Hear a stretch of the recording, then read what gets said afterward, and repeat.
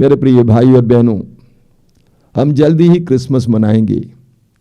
दिसंबर के 25 तारीख को हम प्रभु का जन्मोत्सव यानी क्रिसमस मनाते हैं। और प्रभु के जन्म के तारीख के बारे में हमें सुसमाचार में कोई जानकारी नहीं मिलती है। सुसमाचार हमें इतना ही बताता है कि प्रभु का जन्म एक बहुत ही ठंडी रात को हुआ था। लेकिन कलीसिया ने 25 तारीख को क्यों निर्धारित किया? उन दिनों रोम के लोग अपने प्रमुख देवता सूर्य देवता का जन्मोत्सव 25 दिसंबर को मनाते थे और विश्वासियों ने कहा धर्म के सूर्य यीशु का जन्मोत्सव भी उस दिन मनाया जाना चाहिए। ईश्वर के पुत्र यीशु का जन्मोत्सव भी उसी दिन मनाया जाना चाहिए। संसार की ज्योति यीशु का जन्मोत्सव भी उसी दिन मनाया जाना चाहिए। इसीलिए कलीसिया ने 25 दिसंबर को प्रभु यीशु का जन्मोत्सव का पर्व मनाने को निर्णय लिया। आज करीब करीब सारे ईसाई लोग 25 दिसंबर को ही प्रभु का जन्मोत्सव मनाते हैं। प्रभु के जन्मोत्सव से पहले करीब 25 दिन तक कलीसिया आगमन काल मनाती है। ये आगमन काल क्या के लिए है? प्रभु के जन्म के उस उत्सव के लिए तैयारी करने के लिए। छोटे मोटे त्याग तपस्या के द्वारा, प्रार्थना के द्वारा, प्रभु के वचन के पाठ के द्वारा, परोपकार के द्वारा, मेल मिलाप के द्वारा अपने आप को प्रभु के उस महान पर्व के लिए तैयार करने के लिए कलीसिया ने इसलिए निर्धारित किया है ताकि हम विश्वासियों के लिए 25 दिसंबर मात्र प्रभु का जन्मोत्सव बनकर न रह जाए या बीते, बल्कि वह हमारे लिए एक आध्यात्मिक अनुभूति, आध्यात्मिक अनुभव का समय बने। इसीलिए हम आगमन काल की तैयारी करते हैं। जब से मनुष्य ने पाप किया उस समय से पवित्र बाइबल हमें बताती है ईश्वर ने मनुष्य को एक मसीहा का वायदा दिया। उत्पत्ति ग्रंथ के अध्याय 3 से ही शुरू होता है कि ईश्वर ने एक मसीहा देने के लिए वायदा किया और हमारे पुरखों के द्वारा उस वायदे को दोहराया, नबियों के द्वारा उसको घोषित किया और अंतिम नबी जिसने यीशु के आगमन के लिए यहूदी समुदाय को तैयार किया वो नबी हैं यूहन्ना बपतिस्ता। यूहन्ना बपतिस्ता के बारे में हम सुसमाचार में पढ़ते हैं कि यूहन्ना बपतिस्ता प्रभु यीशु के ही कुटुंब के थे और मात्र 6 महीने प्रभु यीशु से बड़े थे, लेकिन उनका जीवन और यीशु के जीवन में बहुत अंतर था। यूहन्ना बपतिस्ता एक तपस्वी व्यक्ति थे, जंगलों में रहते थे, टिड्डियां खाते थे, मधु खाते थे और कठोर शब्दों में इस्राएलियों को आह्वान किया पश्चाताप के लिए। कठोर शब्दों में इस्राएलियों को आह्वान किया पश्चाताप के लिए और इस प्रकार प्रभु यीशु को और उनके सुसमाचार को ग्रहण करने के लिए यूहन्ना बपतिस्ता ने लोगों को तैयार किया। यूहन्ना बपतिस्ता की उन घोषणाओं में से एक घोषणा पर हम लोग आज मनन चिंतन करेंगे। लूकास का सुसमाचार उसके अध्याय 3 वाक्य 4 से 7 तक। वास्तव में यह इस्यास नबी के ग्रंथ के अध्याय 40 से लिया गया है। वहां पर हम क्या पढ़ते हैं? निर्जन प्रदेश में पुकारने वाले की आवाज। यूहन्ना बपतिस्ता ने अपने आप को निर्जन प्रदेश में पुकारने वाले की आवाज कही है। अपने को बहुत तुच्छ समझते थे वो, मात्र पुकारने वाले की आवाज। आगे हम पढ़ते हैं, वचन में लिखा हुआ है प्रभु का मार्ग तैयार करो, प्रभु का मार्ग तैयार करो, उसके पथ सीधे कर दो। हर एक घाटी भर दी जाएगी, हर एक पहाड़ और पहाड़ी समतल की जाएगी, टेढ़े रास्ते सीधे और ऊबड़ खाबड़ रास्ते बराबर कर दिए जाएंगे और सब शरीरधारी ईश्वर के मुक्ति विधान के दर्शन करेंगे।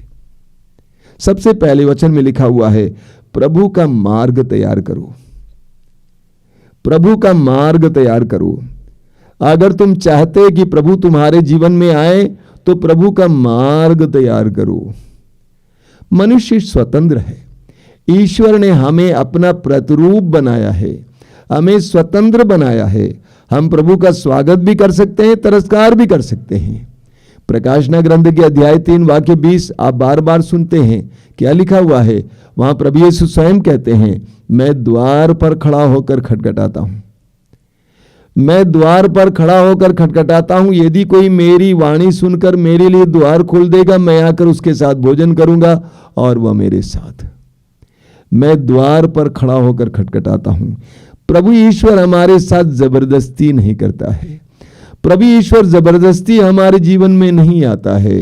अगर हम उनका स्वागत करेंगे तो आएंगे। इसीलिए वचन में लिखा हुआ है, प्रभु का मार्ग तैयार करो। प्रभु को आने के लिए मार्ग तैयार करो, उसका पथ सीधे कर दो। जब कोई भी बहुत बड़े व्यक्ति आपके यहाँ आने वाले हैं तो आप अपने रास्ते साफ करते, अच्छे करते हैं।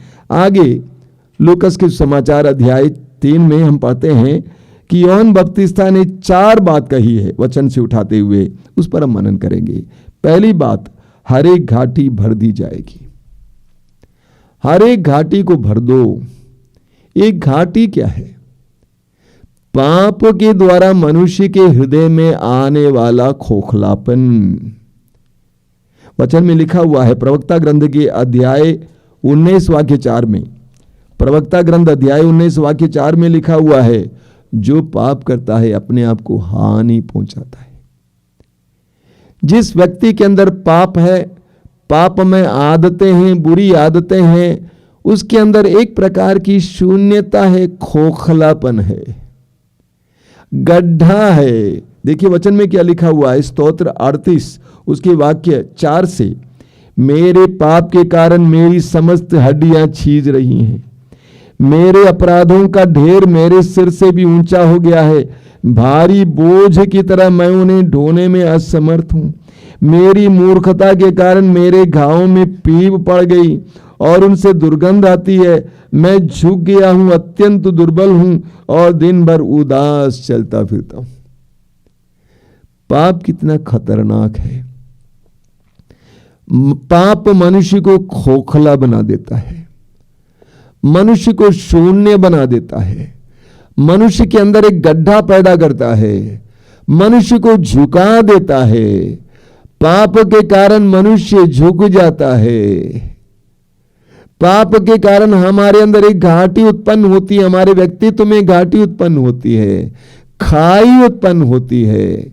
जो पाप में जीवन जीता है, पाप में आदतों में जीता है, वो व्यक्ति खुलकर लोगों को देख नहीं पाता है, वो झुकता है, वो छिपता है। वचन में लिखा है कि हर घाटी भर दी जाए। आदम और एवा ने पाप किया, उन्होंने अनुभव किया कि वे नंगे हैं, छिपने लगे, अदन बगान से बाहर किए गए। पाप हमें खोखला बना देता है, शून्य बना देता है, झुका देता है। वचन कहता है घाटी को भर दो। ये आगमन काल है अपने पापों और पापों में आदतों को पहचानने का और प्रभु की कृपा ढूंढने का, मांगने का कि प्रभु मुझे इससे छुटकारा दीजिए। मैं आजाद होना चाहता हूं, मैं एक निष्पाप जीवन जीना चाहता हूं, मैं इन पापों में आदतों को छोड़ना चाहता हूं। शराब पीना, नशा खाना पीना, गंदी फिल्में देखना, अश्लील चीजें देखना, गंदी बातें बोलना, पापमय कार्य करना, चोरी करना, चुगली करना, झूठ बोलना, इन सारी बातों से हमें स्वतंत्र होने का समय है। प्रभु के आगमन के लिए हमें मार्ग तैयार करना ही होगा, क्योंकि हमारे ऊपर निर्भर है। हम स्वतंत्र हैं, हम मार्ग तैयार करके प्रभु का स्वागत कर सकते हैं या बिना मार्ग तैयार किए प्रभु का तिरस्कार भी कर सकते हैं। तो सबसे पहली बात, हर घाटी भर देना, पाप में बातों को दूर से हटाना। उसके लिए हमें विशेष प्रार्थना करने की जरूरत है। बोलिए hallelujah, hallelujah, hallelujah, hallelujah, hallelujah, hallelujah. दूसरा है, हर एक पहाड़ी समतल किया जाए। हर एक पहाड़ी समतल किया जाए। ये पहाड़ क्या है? ये पहाड़ी क्या है जो हमारे और ईश्वर के बीच में है? सबसे पहले हमारा अहंकार, हमारा अहंकार ईश्वर से जुड़ने के लिए, ईश्वर के हमारे जीवन में आने के लिए एक बहुत बड़ी बाधा है। अहंकार झुकने को तैयार नहीं, क्षमा करने को तैयार नहीं, देने को तैयार नहीं, माफ करने को तैयार नहीं, अपने को बहुत बड़ा समझना, पवित्र समझना, जानकार समझना। हमारा ही अहंकार ईश्वर और हमारे बीच में एक बहुत बड़ी बाधा बनता है। हमारा स्वार्थ, अपने बारे में सोचते रहते हैं, मुझे क्या मिलेगा, मुझे क्या मिलेगा। बहुत पाना चाहते हैं, बहुत पाना चाहते हैं। वचन में लिखा हुआ लूका अध्याय 9:25 में, मनुष्य को क्या लाभ यदि वो सारा संसार जीत ले और अपने ही आत्मा गंवा दे। लूका अध्याय 12:15 में प्रभु यीशु कहते हैं, मनुष्य के पास कितनी संपत्ति क्यों ना हो, उससे उसके प्राणों की रक्षा नहीं होती है। बहुत पाना चाहते हैं, स्वार्थ। और इसके साथ साथ हमारी संपत्ति, हमारी चीजें, इतनी सारी संपत्ति है, संपत्ति से हम मोहित हैं, आसक्त हैं, उसको हम छोड़ने को तैयार नहीं है। लूका अध्याय 18 के उस धनी इंसान के बारे में सोचिए जो यीशु से मिलकर पूछते हैं, अनंत जीवन पाने के लिए मुझे क्या करना चाहिए। प्रभु ने कहा, अंत में कहा, अपनी सारी संपत्ति बेचकर गरीबों को दे दो। वो तैयार नहीं था, वो वापस उदास होकर चला जाता है। संपत्ति के प्रति मोह, ये हमारे और प्रभु के बीच में एक बहुत बड़ी बाधा बनती है। हम प्रभु से मिल नहीं पाते, प्रभु का हम स्वागत नहीं कर पाते। हमारे अंदर लोगों के प्रति मोह है, मेरा बेटा, मेरी बेटी, मेरा पति, मेरी पत्नी, मेरे बच्चे, मेरे ये इतना मोह, लगाव, ये हमारे लिए एक बहुत बड़ी पहाड़ी है, एक बहुत बड़ा पहाड़ है, जिसके कारण हम यीशु को अपने जीवन में स्वागत नहीं कर पाते हैं। वचन में लिखा हुआ है लूका अध्याय 19 में जक्कैउस के बारे में, कि जक्कैउस के बारे में लिखा हुआ, प्रमुख नाकेदार थे, बहुत धनी थे और समाज के सामने एक बहुत बड़ा पापी थे। साथ ही साथ लिखा हुआ है वो नाटे थे, इसलिए यीशु को देख नहीं पाए, क्योंकि उसके और लोगों यीशु के बीच में एक बहुत बड़ी भीड़ थी। यह बहुत सुंदर प्रतीक है। जक्कैउस नाटे थे, उसके और यीशु के बीच में एक बहुत बड़ी बाधा थी, उसकी संपत्ति उसके लिए सबसे बड़ी बाधा थी। इसीलिए यीशु से मिलने के बाद उसने क्या कहा, मैं अपनी आधी संपत्ति गरीबों को दे देता हूं। तो ये पहाड़ और पहाड़ी को समतल करना जरूरी है। पहाड़ और पहाड़ी को समतल करना जरूरी है। जब प्रभु यीशु ने कहा कि मुझे तुम्हारे यहां ठहरना है, तो जक्कैउस ने क्या किया, उस पहाड़ी को समतल किया। अपनी कमाई, पाप की कमाई, आधी कमाई गरीबों को दे दिया, समतल किया। समतल करना जरूरी है, तभी प्रभु हमारे जीवन में आएंगे। मैंने कहीं देखा है कि बहुत सारे मसीही लोग प्रार्थना में बोलते हैं, प्रभु मेरे दिल में आइए, मेरे दिल में आइए, मेरे दिल में आइए। बहुत कैथोलिक लोग भी परम प्रसाद लेते हैं, मेरे दिल में आइए बोलते हैं, लेकिन दिल में जगह है ये नहीं। प्रभु को निवास करने के लिए जगह नहीं है। आप किसी मेहमान को अपने घर पे बुलाएंगे, उनके बैठने के लिए जगह नहीं है, सर्वत्र चीजें पड़ी हुई है, तो क्या होगा। हमें पहाड़ी को समतल करना है। बोलिए hallelujah, hallelujah, hallelujah, hallelujah, hallelujah, hallelujah, hallelujah. Yeshu की स्तुति हो, यीशु को धन्यवाद, यीशु को धन्यवाद। आगे लिखा हुआ है, टेढ़े मेढ़े रास्ते सीधे कर दो, टेढ़े मेढ़े रास्ते सीधे कर दो। ये टेढ़े मेढ़े रास्ते का मतलब क्या है, जीवन का टेढ़ापन, जीवन का टेढ़ापन। जब हम जन्म लेते हैं हम कितने अच्छे होते हैं, लेकिन धीरे धीरे धीरे जैसे जैसे हम बढ़ते जाते हैं हमारे अंदर टेढ़ापन आ जाता है। बड़े मजे की बात है, प्रभु यीशु ने कहा कि बच्चों को मेरे पास आने दो, क्योंकि ईश्वर का राज बच्चों जैसों का है। ये बच्चों की खूबी क्या है, एक छोटा उदाहरण देता हूं। मान लीजिए बच्चा कोई चीज चोरी करता है, बच्चे भी चोरी करते हैं, क्यों नहीं करेंगे, और चोरी करता है, उसको छिपाने की कोशिश करते हैं, लेकिन यहां दिखाई देता है। बच्चा कुछ छिपा नहीं पाता है, लेकिन जैसे जैसे हम बड़े होते जाते हैं हमारे अंदर छिपाने की प्रवृत्ति भी बढ़ती है। जितने हम अपने आप को सभ्य समझते हैं, पढ़े लिखे समझते हैं, उतना ज्यादा हम छिपाने में सक्षम और समर्थ होते जाते हैं, कुशल होते जाते हैं, हम टेढ़े हो जाते हैं। हिंदी में वो कहावत है ना, सीधी उंगली से घी नहीं निकलता है। पता नहीं किसी ने कह दिया और हम लोग उसको दोहराते हैं, उसका पालन भी करते हैं। सीधी उंगली से घी नहीं निकलता है, इसीलिए लोग टेढ़ा कर देते हैं। क्या करें साहब, ऐसा ही है, दुनिया ऐसी है, इसीलिए टेढ़ा कर देते हैं। क्या जरूरत है भाई, तुम्हारा प्रभु तुम्हें मक्खन दे देगा, तुम्हें घी की क्या जरूरत है। तो हम भी इसी तरह करते हैं, हम लोग टेढ़े हो जाते हैं। अपने व्यवहार में टेढ़े हो जाते हैं, अपनी बातचीत में टेढ़े हो जाते हैं। हमारी भाषा को सुनिए, कैसी कैसी भाषा का हम इस्तेमाल करते हैं, बोलते कुछ और दिल में कुछ और है। हम टेढ़े हो जाते हैं बोली में, हमारे व्यवहार में हम लोग टेढ़े हो जाते हैं, हमारे कार्यों में हम टेढ़े हो जाते हैं। काम करने लगते हैं, धीरे धीरे टेढ़े होते हैं। बिल बनाते हैं, दुकान जाते हैं, ज्यादा लिखाते हैं, घूस लेते हैं, अलग अलग तरह से हम टेढ़े होते जाते हैं।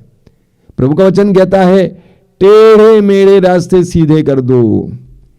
यीशु को अपने जीवन में स्वागत करना है तो हमें टेढ़े मेरे रास्तों को सीधा करना है, हमारे टेढ़ेपन को बंद करना है।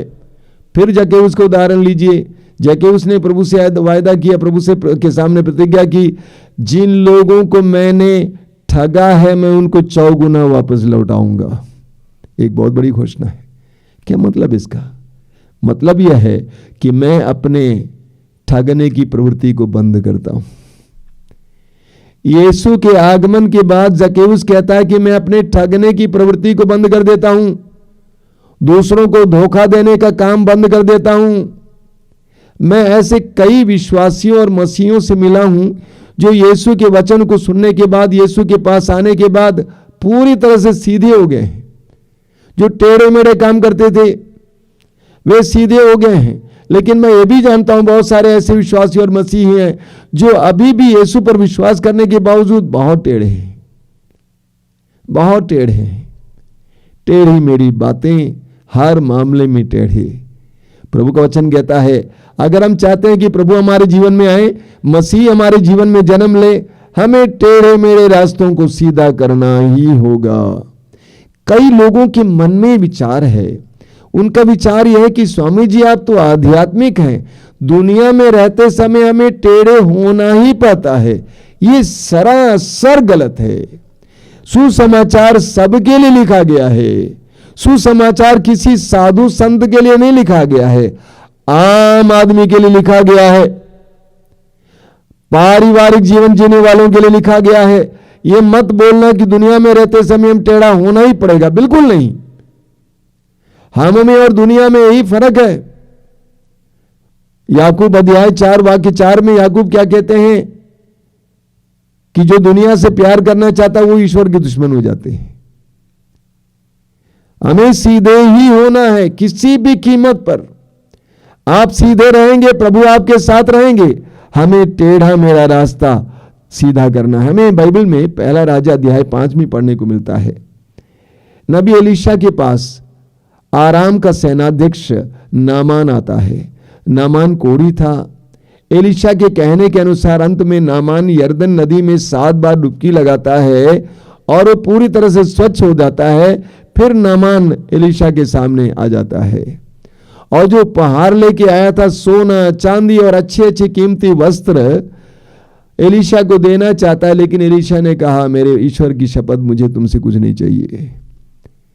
एलीशा के नौकर गेहजी ने इसको देखा। उसने देखा कि गुरुजी के पास इतने उपहार आए लेकिन गुरुजी ने तिरस्कार किया और नामान वहां से चल दिया। गेहजी एलीशा के नौकर धीरे से पीछे के दरवाजे से चला जाता है और नामान से कहता है आगे जाकर कि जरा ध्यान दीजिए, मेरे गुरु के कुछ शिष्य आए हैं, उनको कुछ उपहार की जरूरत है। नामान ने कहा जरूर ले जाएं। उसको ले आकर पीछे रखा। उसके बाद गेहजी एलीशा के सामने आया। एलीशा ने पूछा कि तुम कहां से आ रहे हो? गेहजी झूठ बोलता है। एलीशा ने कहा कि वही रोग तुम्हें मिल जाएगा। और उस समय से गेहजी कोढ़ी हो गया। टेढ़ापन से यह हमें मिलता है। उसी तरह दानियल के ग्रंथ के अध्याय 13 में आप पढ़ेंगे उन 2 न्यायाधीशों के बारे में जो उस निर्दोष नारी, भक्त नारी सुसन्ना को मरवा डालना चाहते थे। क्या हुआ अंत में? वे ही स्वयं मार डाले गए। टेढ़ापन का यही फल होता है। वचन में लिखा हुआ है कि टेढ़े मेढ़े रास्ते सीधे कर दो। हमें टेढ़े मेढ़े रास्ते को सीधा करना है। बोलिए hallelujah, hallelujah, hallelujah, hallelujah, hallelujah, hallelujah. आगे वचन में लिखा हुआ है ऊबड़ खाबड़ रास्ते समतल किए जाए। ऊबड़ खाबड़ रास्ते समतल किया जाए। ये ऊबड़ खाबड़ रास्ता क्या है? ये ऊबड़ खाबड़ रास्ता क्या है? ये टूटा फूटा रिश्ता, लोगों के साथ हमारा टूटा फूटा रिश्ता। ऐसी परिस्थिति में प्रभु हमारे जीवन में नहीं आ सकते। यूहन्ना का पहला पत्र अध्याय 4 वाक्य 8 में लिखा हुआ है, ईश्वर प्रेम है और जो प्रेम नहीं करता वो ईश्वर को नहीं जानता है। ईश्वर प्रेम है और जो प्रेम नहीं करता वो ईश्वर को नहीं जानता है। बाइबल में जानने का मतलब है अनुभव करना।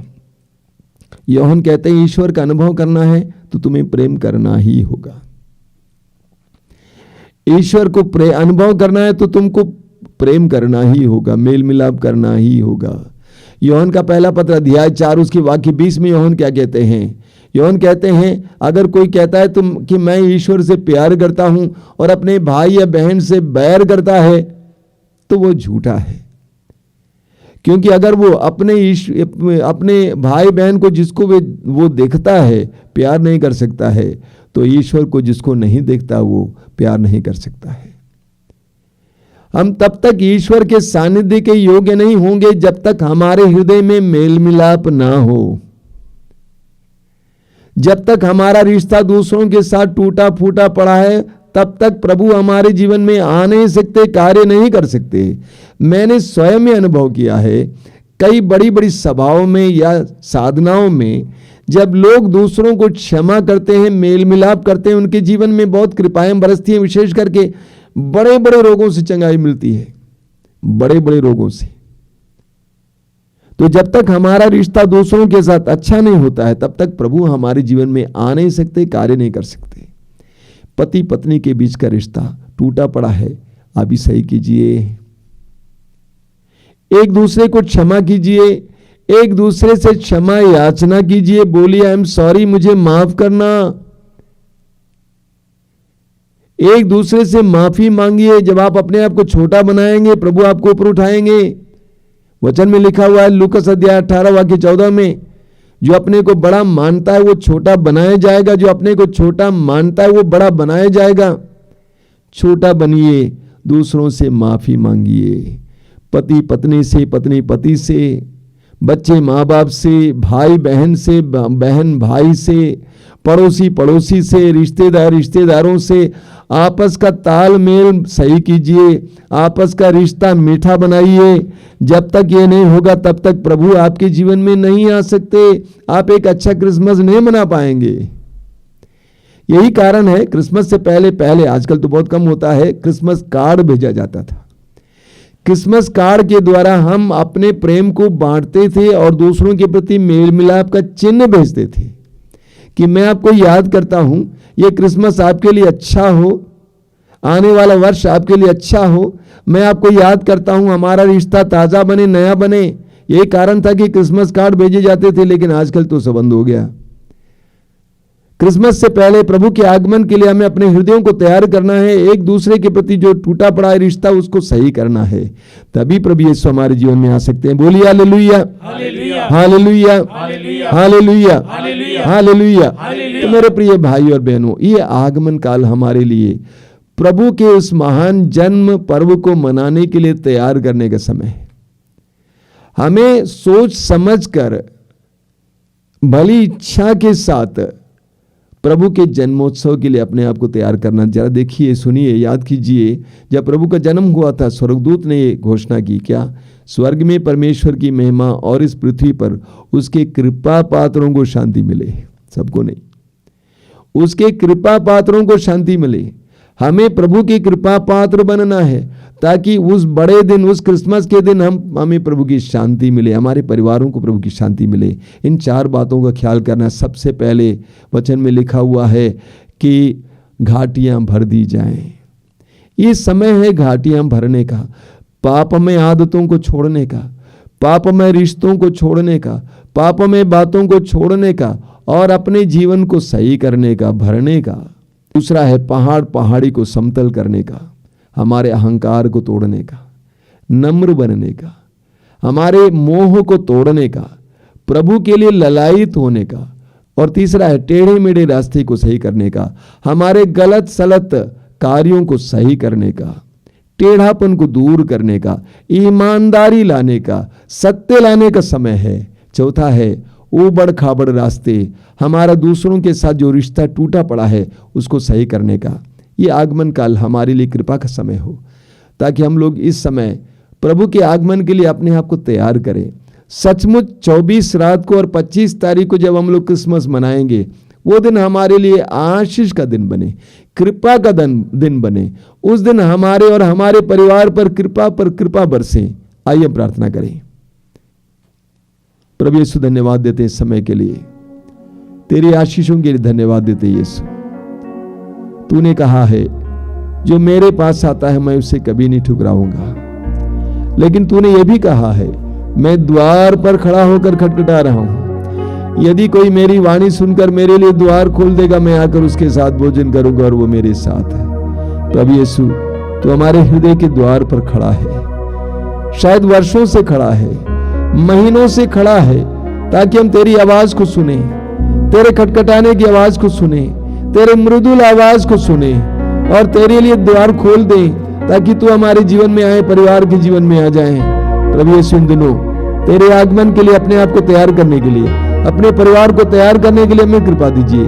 आने वाला क्रिसमस, तेरा जन्मोत्सव हमारे लिए वास्तव में एक अनुग्रह का उत्सव बने, कृपाओं का उत्सव बने।